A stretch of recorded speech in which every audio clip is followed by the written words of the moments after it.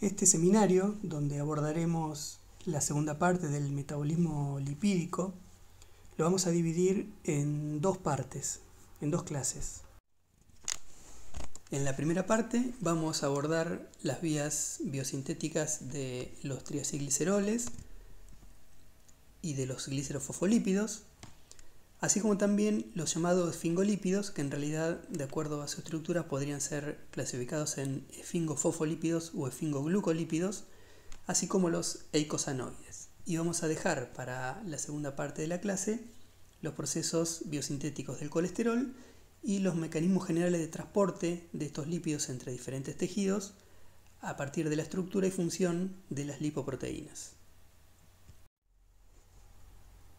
Tanto los triacilgliceroles como los glicerofosfolípidos tienen en sus vías sintéticas un precursor común a partir del cual se forman, que es el ácido fosfatídico o fosfatidato, que tiene una estructura simple como la que vemos en esta imagen. Es un derivado del glicerol, en los cuales los oxidrilos del glicerol de los carbonos 1 y 2, que sustituyen los carbonos 1 y 2, están esterificados con los grupos ácidos de los ácidos grasos, en este caso representados como R1 y R2. En general, el carbono 1 está esterificado con un ácido graso saturado y el carbono 2 con un ácido graso con al menos una insaturación. El oxidrilo del carbono 3 forma un fosfoéster con un grupo fosfato. Entonces ahí tenemos la estructura común del ácido fosfatídico, a partir de la cual, como decíamos, se van a sintetizar estas dos grandes clases de lípidos.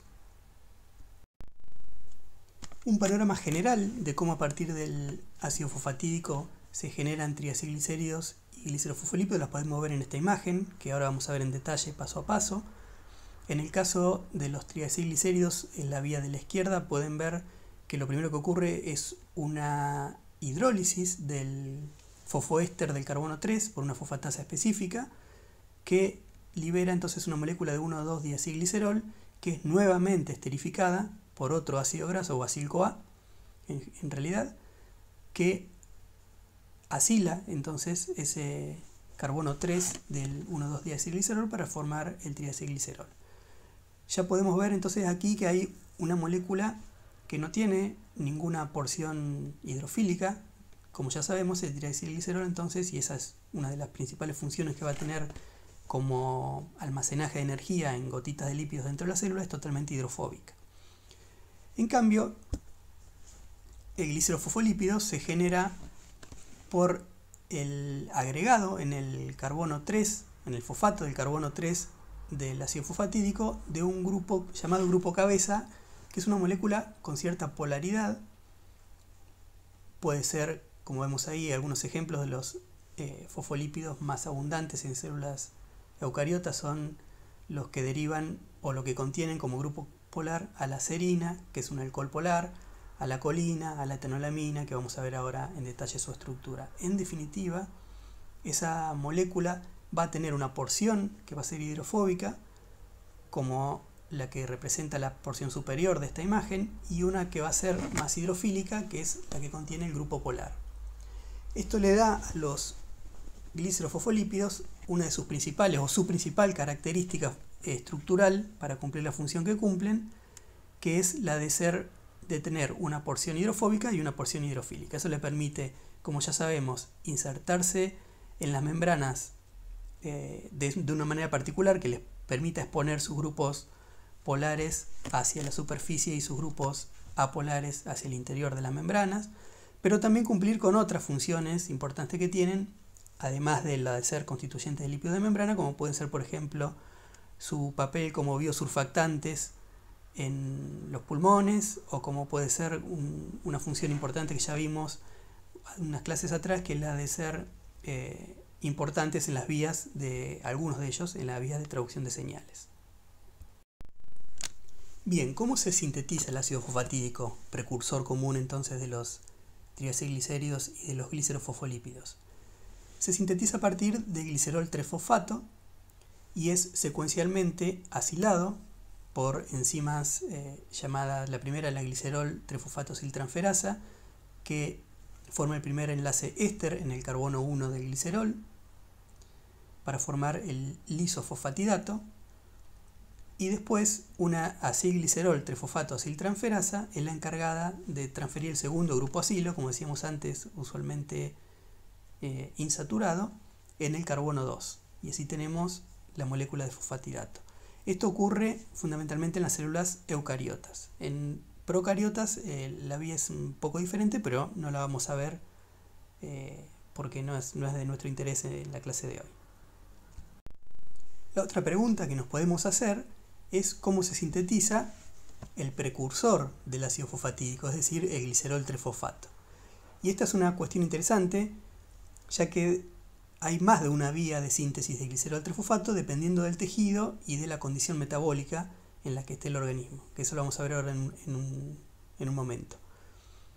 Por ahora podemos decir que entonces el glicerol trifosfato se puede sintetizar a partir de la dihidroxiacetono-fosfato, que como sabemos es un intermediario de la glucólisis. Esto fundamentalmente ocurre en hígado, en tejido adiposo y en otros tejidos. Es por lejos la vía más abundante, digamos, del glicerol trifosfato. O sea, la mayoría del glicerol trifosfato proviene de esta vía de dihidroxiacetono-fosfato e implica la reducción de una molécula de glicerol trifosfato, de dihidroxiacetono-fosfato a glicerol trifosfato, con la concomitante oxidación de una molécula de NAD reducido a NAD oxidado. La otra vía proviene de una enzima específica que usa glicerol como precursor y es la glicerol quinasa, que fosforila en el carbono 3 hidrolizando una molécula de ATP. Esta segunda vía ocurre en hígado fundamentalmente, también en riñón, pero no ocurre en tejido adiposo porque el tejido adiposo no contiene o no expresa la enzima glicerol quinasa. Esto, como les decía recién, va a tener una consecuencia importante a la hora de la síntesis del precursor del ácido fosfatídico y sobre todo por lo tanto, de los triacilglicéridos. La tercera vía para la síntesis de glicerol fosfato es la que se llama gliceroneogénesis. Y es una vía que parte de piruvato como precursor, y si ustedes prestan atención, la formación de piruvato a oxalacetato y posteriormente fosfonolpiruvato por la piruvato carboxilasa y la fosfonolpiruvato carboxiquinasa son también los primeros pasos que vieron en la gluconeogénesis. Entonces, esta vía también genera dihidroxiacetono-fosfato que forma finalmente el glicerol trifosfato por la enzima que ya vimos, glicerol trifosfato deshidrogenasa. Es decir, la gliceroneogénesis es una segunda vía que usa dihidroxiacetono-fosfato como precursor de glicerol trifosfato y junto con la que vimos anteriormente que venía de la glucólisis forman, como dijimos, la mayor proporción de glicerol trifosfato que se sintetiza de nuevo. Lo interesante de esta vía, que se da en hígado y también en tejido adiposo, es que a pesar de que usan el mismo precursor, dihidroxiacetono-fosfato, el origen de esa dihidroxiacetono-fosfato es diferente. Entonces, en hígado, cuando la concentración de glucosa, la glucemia es alta, entonces se produce glucólisis a una velocidad apreciable y por lo tanto la dihidroxiacetono-fosfato, que es precursor de glicerol trifosfato, es la glucólisis, justamente porque la glucemia está alta y la insulina está favoreciendo este proceso.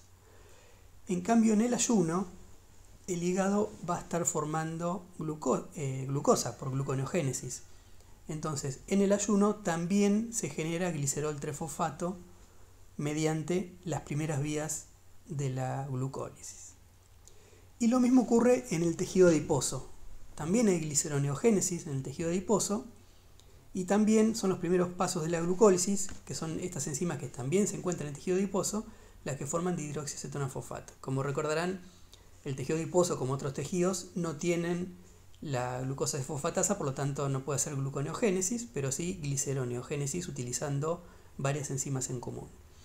Entonces, ¿qué es lo interesante acá también en el tejido adiposo? Fíjense, el tejido adiposo no tiene, como dijimos antes, glicerol quinasa, pero sí tiene esta gliceroneogénesis. Entonces el tejido adiposo en ayuno utiliza el piruvato como precursor de dihidroxiacetonofosfato, mientras que en presencia de glucosa y mediada por una señal de insulina, la glucosa va a ser el precursor de esta dihidroxiacetonofosfato.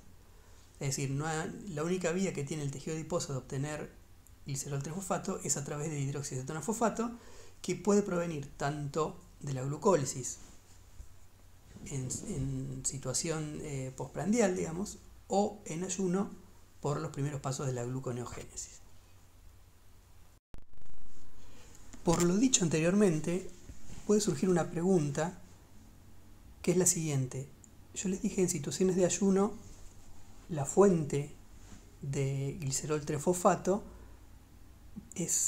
proviene en tejido adiposo y en hígado por las primeras vías de la gluconeogénesis. Entonces la pregunta puede ser, ¿tiene sentido que en situación de ayuno haya síntesis de triacilglicérido, que es un lípido asociado a la reserva energética? O sea, si no hay energía disponible y el hígado está haciendo glucosa, sintetizando glucosa para dar respuesta a la demanda de energía que requiere el ayuno, ¿tiene sentido que haya síntesis de triacilglicéridos? Y la respuesta es que sí, que hay. Es lo que se conoce como el ciclo de triacilglicerol, que básicamente lo que contempla esto es que todo el tiempo, tanto en ayuno como en situación postprandial, hay síntesis y degradación de triacilglicéridos. Es decir, hay lipólisis y gran parte de esos, alrededor del 75% de los ácidos grasos generados por la lipólisis, en vez de ser utilizados como energía en algunas situaciones, son reesterificados nuevamente en triglicéridos, en diferentes condiciones metabólicas, incluido, como decimos, en el ayuno. Parte de la resíntesis está de triacilglicéridos está en el tejido adiposo y parte en el hígado. Esto nos lleva a pensar que, y de hecho es así, que el ciclo del triacilglicerol, como es el que está esquematizado en esta imagen, es un ciclo que está gastando energía en forma inútil, podríamos decir. O sea, lo que se conoce en bioquímica como un ciclo fútil, que no tiene una función determinada, sino más bien todo lo contrario, a primera vista. En realidad, la función de este ciclo aparentemente fútil es tener una reserva extra de energía en sangre en forma de ácidos grasos o de triacilglicéridos unidos a la VLDL. O sea, hay una cantidad siempre apreciable, que puede variar en situaciones de ayuno, postprandial, de ácidos grasos en circulación en forma de triacilglicéridos, pero siempre hay una reserva. Es por eso que cuando uno se va a hacer un análisis de sangre, que es en una situación de un ayuno de por lo menos 8 horas que toman la muestra de sangre, hay triacilglicéridos que son medibles, porque hay todo el tiempo. Entonces, la función de este ciclo de continuo de lipólisis y reesterificación tiene como función justamente tener en circulación siempre una fuente de energía para que puedan ser usadas por los tejidos en forma rápida. Entonces, la fuente de triacilglicerol requerido para la síntesis de los triacilglicéridos puede venir y está regulada recíprocamente en tejido adiposo y en hígado, complementándose en periodos de ayuno por efecto de los glucocorticoides o en periodo postprandial por efecto de la insulina. Bien, ya vimos cuáles son las vías de síntesis de los triacilgliceroles. ¿Cómo está regulado el proceso? Ya a esta altura, después de haber visto el metabolismo de los hidratos de carbono y la clase de lípidos 1, podemos afirmar que la regulación de la síntesis estaba fundamentalmente dada por la insulina, que como vimos es una señal que activa la glucólisis en el hígado, es el tejido donde en mayor importancia, digamos, tiene la síntesis de triacilgliceroles, a nivel de la regulación de la fosfofructoquinasa 1. Recuerden que era una enzima que estaba regulada alostéricamente en forma positiva por un metabolito que era la fructosa 2,6-bifosfato, y este metabolito justamente estaba, la cantidad de fructosa 6-bifosfato aumentaba ante la señal de insulina. Es por eso que la insulina favorecía en el hígado el proceso glucolítico. Y también vieron la clase pasada de lípidos 1 que la insulina está activando a nivel de la acetil-CoA carboxilasa el primer paso de la síntesis de novo de ácidos grasos, es decir, la formación de malonil-CoA a partir de acetil-CoA justamente por esta enzima acetil-CoA carboxilasa. Entonces, en conjunto, la insulina en el hígado está promoviendo la glucólisis para formar acetil-CoA y la formación de ácidos grasos a partir de ese acetil-CoA, y posteriormente la esterificación en triacilglicéridos. Pasemos ahora a la síntesis de fosfolípidos de membrana. Para esto se requiere la síntesis de lo que se considera como el armazón de la molécula, que puede ser el glicerol o la esfingosina, dependiendo del glicerofosfolípido que se vaya a sintetizar, ahora lo vamos a ver, y la unión a esta molécula por enlaces éster o amida, dependiendo de cuál es la molécula del armazón que les comentaba antes, de la unión les decía, de ácidos grasos. Posteriormente viene la adición del grupo cabeza hidrofílico, que está unido a esa estructura, y finalmente algunas reacciones posteriores que cambian un poco la naturaleza de esa cabeza polar para dar los diferentes tipos de glicerofosfolípidos. Como vemos en esta imagen, hay dos enlaces fosfoésteres que forman parte de la molécula. El primero de ellos es el que está uniendo el alcohol, el oxidrilo del carbono 3, unido al carbono 3 de diacilglicerol al ácido fosfatídico. Es una condensación como todo enlace éster, en este caso fosfoéster con liberación de molécula de agua. Y otro de los oxidrilos del ácido fosfórico va a experimentar una reacción similar con el alcohol proveniente del grupo polar, que yo al principio de la clase le había dicho son alcoholes, muchas veces aminas, polares. Eso es lo que forma el enlace fosfodiéster, que es el que vemos abajo, que es el que forma parte de la estructura del glicerofosfolípido. Para formar este glicerofosfolípido existen en la naturaleza dos estrategias diferentes. Estas estrategias, que ahora las vamos a ver cada una en detalle, tienen algo en común, y es que siempre tienen que activar uno de los dos oxidrilos que va a formar parte de la condensación por la unión de un nucleótido de citidina. Y después, cuando se le une el otro hidroxilo, desplaza a esta molécula que estaba activando y la libera en forma de CMP o citidina monofosfato. La estrategia esta en general de activar de esta manera uno de los grupos que va a reaccionar es similar, y a ustedes les puede recordar, a lo que ocurría en la síntesis de glucógeno, donde la glucosa que iba a formar parte de la molécula polimérica previamente era activada por unión de un nucleótido de uridina en ese tipo de reacciones. Entonces, así como la glucosa se activaba por UTP, en este caso, estas moléculas para formar el fosfodiéster de los glicerofosfolípidos se activan por CTP. Ahora bien, se puede activar, como vemos acá en la estrategia 1, el diacilglicerol, o se puede activar el grupo cabeza que va a entrar en lo que sería la estrategia 2.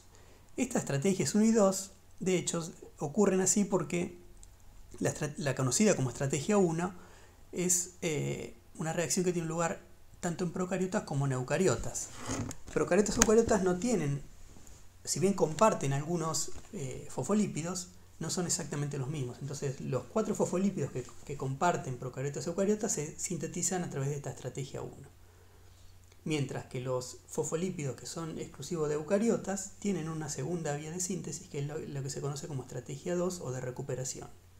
Ahora vamos a ver cada una de estas estrategias un poco más en detalle.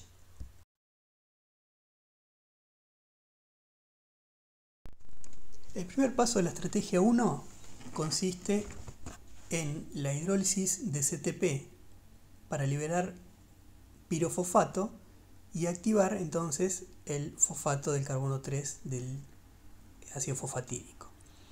Esta reacción, como les decía recién, es exactamente igual a la activación de la glucosa, que también hidrolizaba UTP para sintetizar glucógeno y liberaba pirofosfato. Esta parte que tienen en común, liberación de pirofosfato, es algo que se va a empezar a repetir en varias reacciones de síntesis y tiene la respuesta, o la van a encontrar, la importancia de esta reacción en la clase de bioenergética, donde recuerdan, habíamos dicho que el pirofosfato era una molécula de alta energía. Entonces, la cantidad de energía requerida para hacer una síntesis, ya sea de glucógeno a partir de glucosa, o en este caso de un fosfolípido a partir del ácido fosfatídico, es bastante energía la que se requiere, y esa energía la aporta la hidrólisis del pirofosfato, catalizado por la pirofosfatasa, que recuerden, al ser moléculas de alta energía, aportaba gran parte de la energía necesaria para el proceso. Bien, una vez formado entonces o activado el diacilglicerol en la forma de molécula CDP-diacilglicerol, interviene una enzima que es la sintasa del fosfatidilglicerol 3-fosfato, que lo que hace es condensar con glicerol 3-fosfato a esta molécula y así formar el fosfatidilglicerol, que es la molécula que está a la izquierda abajo, luego de la hidrólisis de un fosfato.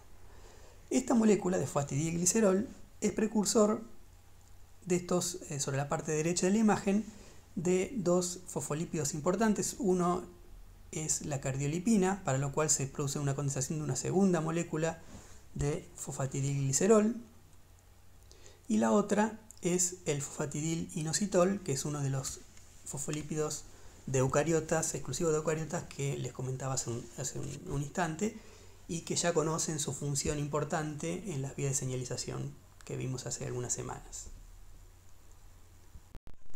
La segunda estrategia, que les decía es exclusiva de los eucariotas, es la estrategia para sintetizar fosfatidilcolina y fosfatidiletonolamina, que son dos fosfolípidos muy importantes en la membrana de los eucariotas. La fosfatidilcolina es el fosfolípido más abundante, y esta estrategia 2, como les decía anteriormente, se basa en la activación de la colina y no del diacilglicerol con CTP.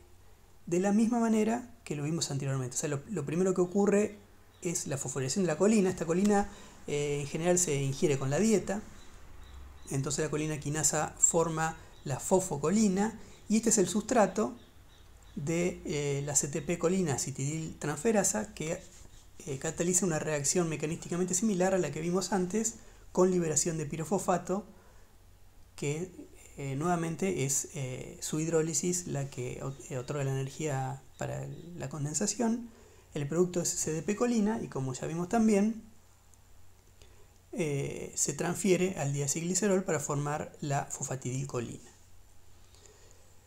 Una estrategia similar puede ocurrir con la fosfatidiletonolamina, que puede provenir de la dieta. O sea, también se puede activar etanolamina que proviene de la dieta de esta manera, pero también fosfatidiletonolamina, que es uno de los principales fosfolípidos de la cara interna de las membranas en eucariotas, también puede generarse en el hígado a partir de la metilación de la fosfatidilcolina. Si ustedes se fijan en las estructuras, en las fórmulas, la única diferencia es la metilación del amonio, que está sombreado en esta imagen en verde. Entonces, a partir de fosfatidiletonolamina se puede generar la fosfatidilcolina por esta metilación específica del hígado. Y ambas, fosfatidiletonolamina y fosfatidilcolina, pueden generar, como ven ahí, fosfatidilserina por la entrada o el reemplazo de serina como grupo cabeza polar. La fosfatidilserina también es un fosfolípido importante en eucariotas superiores. Acá sobre la derecha pueden ver que también fosfatidilserina se puede decarboxilar a fosfatidiletonolamina, y como dijimos recién, esta fosfatidiletonolamina se puede metilar a fosfatidilcolina, y esto nos permite entender cómo en el hígado pueden aportar al pool de fosfolípidos de fosfatidiletanolamina, donde dijimos hay metilación específica para fosfatidilcolina, a partir de fosfolípidos producidos por la estrategia 1, es decir, la activación del diacilglicerol con CDP, y en este caso formar fosfatidilserina, y como vimos recién, decarboxilar a fosfatidilletanolamina, o reemplazar el grupo cabeza de la serina por colina para formar fosfatidilcolina. Y a su vez, en la parte superior podemos ver que, como dijimos, tanto la etanolamina como la colina provenientes de la dieta pueden en los mamíferos ser activados por CTP para formar los intermediarios CDP etanolamina o CDP colina y condensarse con el glicerol para formar los correspondientes fosfolípidos. Entonces acá se ve cómo las dos estrategias contribuyen en mamíferos para generar el pool, sobre todo en el hígado, de estos fosfolípidos, porque también tiene una función importante que me olvidé mencionar cuando hablé de las funciones de los fosfolípidos. También son lípidos participantes en las moléculas de lipoproteínas que van a participar del transporte de lípidos, que vamos a ver más adelante en la segunda parte de esta clase. Bueno, dejamos atrás entonces el estudio de la síntesis de los glicerofosfolípidos para pasar a estudiar la síntesis de los esfingolípidos.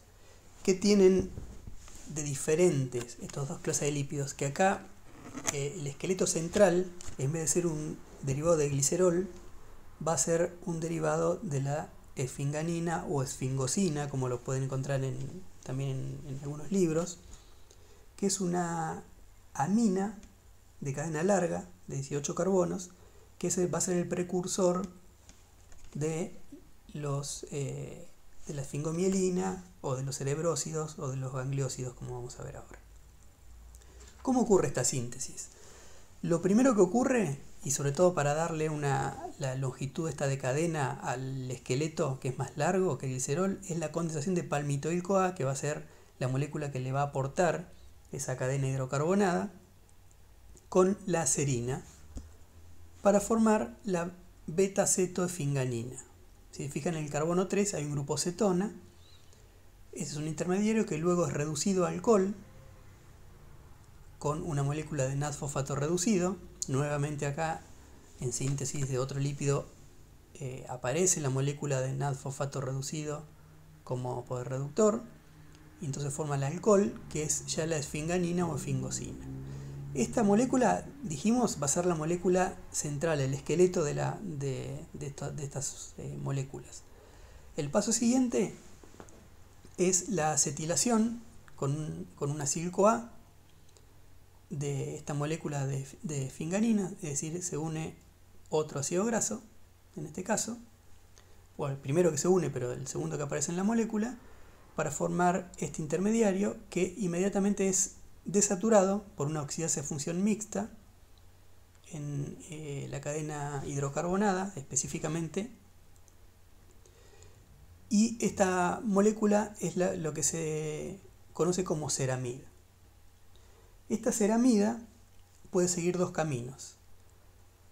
Puede, por un lado, incorporar azúcares para formar los que se conocen como cerebrósidos. Estos azúcares también entran activados, unidos a UDP.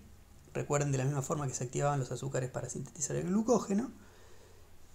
Y este azúcar, que en realidad son varios, ahora lo vamos a ver, es lo que forman el grupo cabeza de este lípido, y va a formar lo que se conoce como la familia de los cerebrósidos.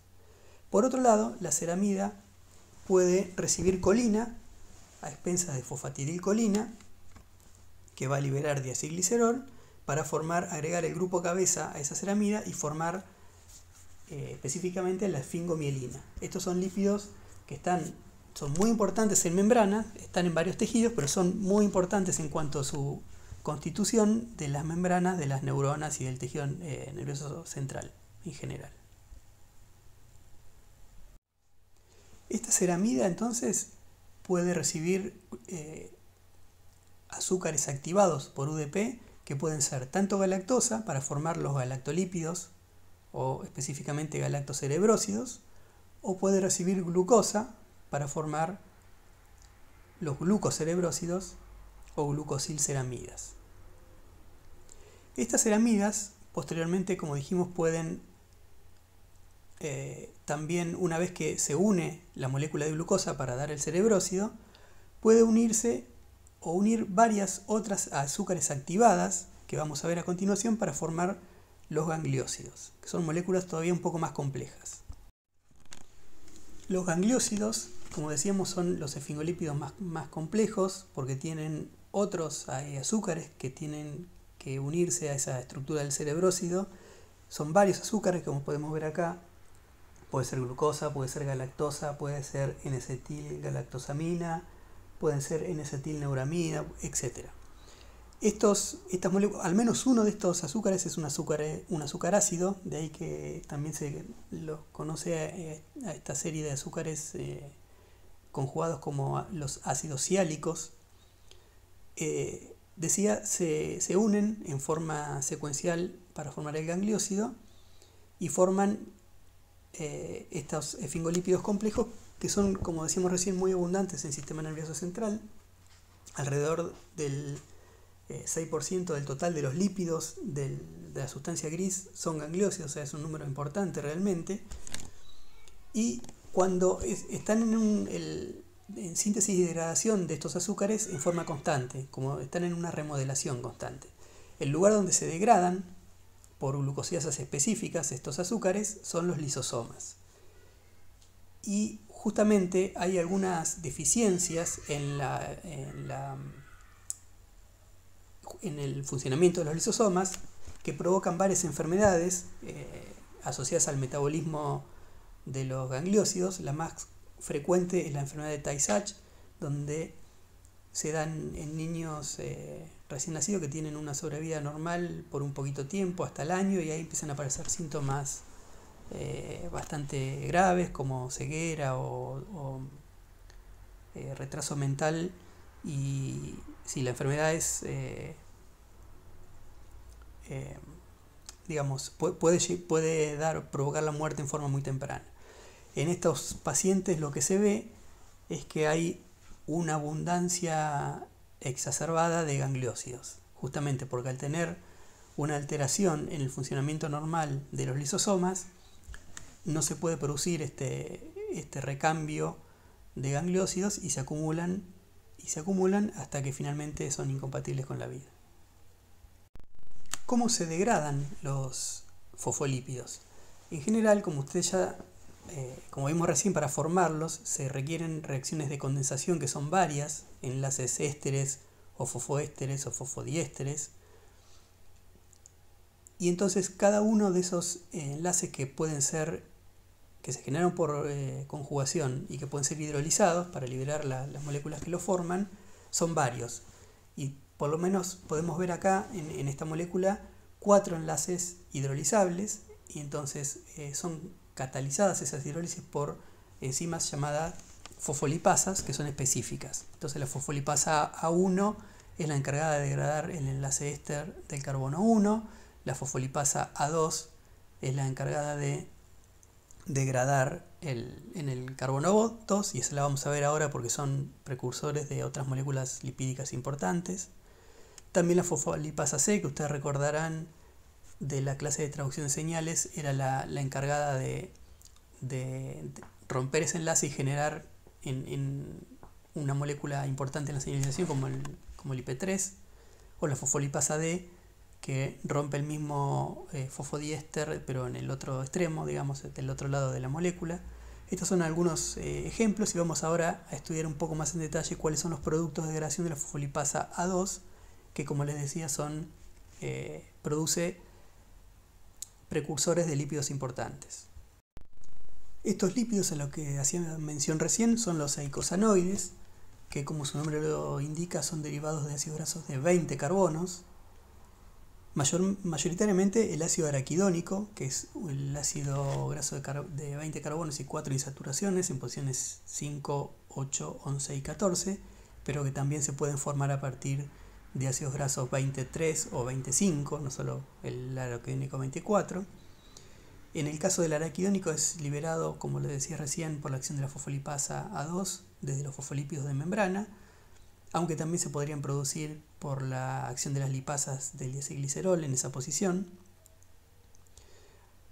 Los eicosanoides más importantes, con funciones biológicas importantes, son las prostaglandinas, los tromboxanos y los leucotrienos, que tienen, como vamos a ver ahora, funciones y vías de síntesis disímiles. Las prostaglandinas tienen funciones variables según el tejido donde se producen. En general se producen en el momento que se van a utilizar, porque no se pueden almacenar y tienen una vida media corta.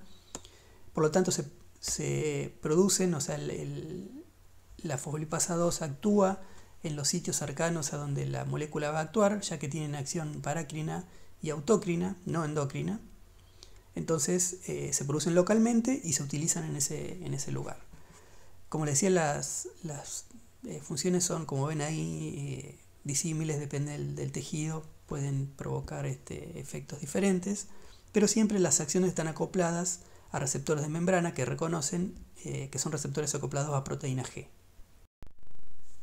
Entonces el ácido araquidónico puede ser removido del fosfolípido por acción concertada, por ejemplo, como vemos acá, con fosfolipasa A2 y fosfolipasa C para dar ácido araquidónico y finalmente inositol o fosfoinositol. Y ese fosfolípido degradado por la fosfolipasa C también puede dar el diacilglicerol, que puede finalmente dar el fosfatídico y recién ahí liberar el ácido araquidónico y el ácido lisofosfatídico. O también a partir de las lipasas específicas de diacilglicerol, que pueden liberar el ácido araquidónico y el monocilglicerol. Entonces, como vemos acá, la vía de síntesis de ácido araquidónico a partir de una misma familia de fosfolípidos puede ir variando secuencialmente, digamos, por la acción de diferentes fosfolipasas, para dar, aparte del ácido araquidónico, otros precursores que pueden llegar a ser importantes dependiendo del tejido que estemos analizando y la situación.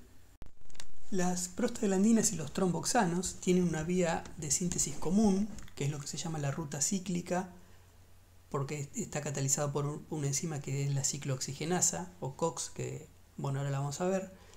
Como les decía antes, el precursor es el fosfolípido que contiene el ácido araquidónico en posición 2, entonces la fosfolipasa libera ese ácido araquidónico, que es el sustrato de estas enzimas que les decía que son las ciclooxigenasas. Hay dos diferentes que generan prostaglandinas diferentes, con funciones diferentes, que son las COX-1, que generan prostaglandinas que regulan la secreción de mucinas gástricas, entonces tienen importante función ahí en el estómago, y las COX-2, que son las prostaglandinas que intervienen, son las que por ahí más nos suenan a nosotros, intervienen en los procesos de dolor, inflamación y fiebre. Y son las enzimas, esta ciclooxigenasa, que son inhibidas por algunos fármacos muy conocidos, como la aspirina o el ibuprofeno, y producen justamente el efecto, son antitérmicos o antiinflamatorios o actúan sobre el dolor, porque justamente impiden la formación de estas prostaglandinas, que son las encargadas de producir este efecto. Y también de los tromboxanos, porque recuerden ustedes que la aspirina también se puede tomar para evitar la formación de trombos. Entonces los tromboxanos se sintetizan en plaquetas y favorecen la constricción de vasos sanguíneos y la agregación plaquetaria. Pero claro, estas drogas, que son muy conocidas, actúan bien, pero tienen efectos también secundarios. La típica es la acidez que puede producir la toma de aspirina en forma crónica, y está asociado a que también inhibe a la COX-1 a partir de la COX-2, que es justamente el blanco que se quiere inhibir. En esta imagen pueden ver cuál es el efecto que producen estas dos drogas sobre las enzimas ciclooxigenasas. La aspirina provoca la acetilación de una molécula de serina específica que forma parte del sitio activo y por lo tanto no puede participar en la reacción y no puede catalizar esa reacción.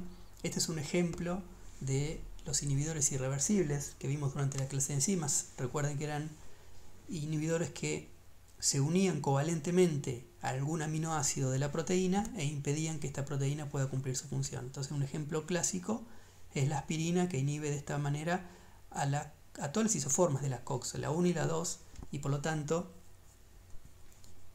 actúa sobre los niveles de prostaglandinas y tromboxanos que de igual manera, por la vía que vimos recién, de la vía cíclica, dejan de producirse. Y el ibuprofeno o naproxeno también son moléculas que tienen una estructura bastante similar y que justamente por eso actúan como inhibidores competitivos. Entonces si ustedes miran la imagen anterior, van a ver una similitud en la estructura. Entonces, justamente como actúan como inhibidores competitivos de los sitios activos, estas moléculas compiten por el sitio activo y desplazan al verdadero sustrato, y de esa manera es que se bajan también los niveles de prostaglandinas y tromboxanos. La vía de síntesis de leucotrienos, que son moléculas que justamente llevan ese nombre porque fueron descubiertos en los leucocitos, donde pueden producir o favorecen reacciones alérgicas y producir shock anafilácticos. Esta vía es diferente a la de la ciclooxigenasa y está catalizada por la lipooxigenasa, que también utiliza oxígeno molecular. Todas estas enzimas, y esto me olvidé de mencionarlo, lo menciono al final, pero vale para todas las enzimas que estuvimos viendo hasta ahora. Las enzimas involucradas en la síntesis de lípidos son enzimas que están asociadas a membrana y que en general tienen ubicación en el retículo endoplasmático liso. Con algunas excepciones, algunas partes de las vías que vimos anteriormente alternan entre el retículo endoplasmático liso y el Golgi, pero también están asociados a membranas de Golgi. Y esto es algo que va a tener en común la síntesis de colesterol, que también vamos a ver en la otra mitad de la clase, esta ubicación de las enzimas involucradas en la síntesis de lípidos. Bien, seguimos entonces. Ácido araquidónico, precursor, en este caso los leucotrienos, son sustrato de una enzima diferente, que es lo que se llama la vía lineal, no la vía cíclica, o sea, no ciclooxigenasa, sino lipooxigenasa, para formar diferentes leucotrienos que son modificados, hay de diferentes tipos en base a cómo se va modificando su estructura, pero todos tienen esas características que les mencionaba recién. Entonces, a modo de resumen de metabolismo de los eicosanoides, repito, son lípidos cuyos precursores son ácidos grasos de 20 carbonos, de ahí su nombre, 23, 24, 25 insaturaciones. Pueden formarse a partir de la acción de fosfolipasa 2 de los fosfolípidos o de glicéridos lipasas específicas, de diacilgliceroles, y son precursores, por un lado, como sustrato de la lipooxigenasa de los leucotrienos, y por otro lado como sustratos de las enzimas COX, prostaglandinas sintetasas y tromboxanos sintetasas, justamente de estos dos tipos de moléculas. Hasta acá, esta primera parte de la clase.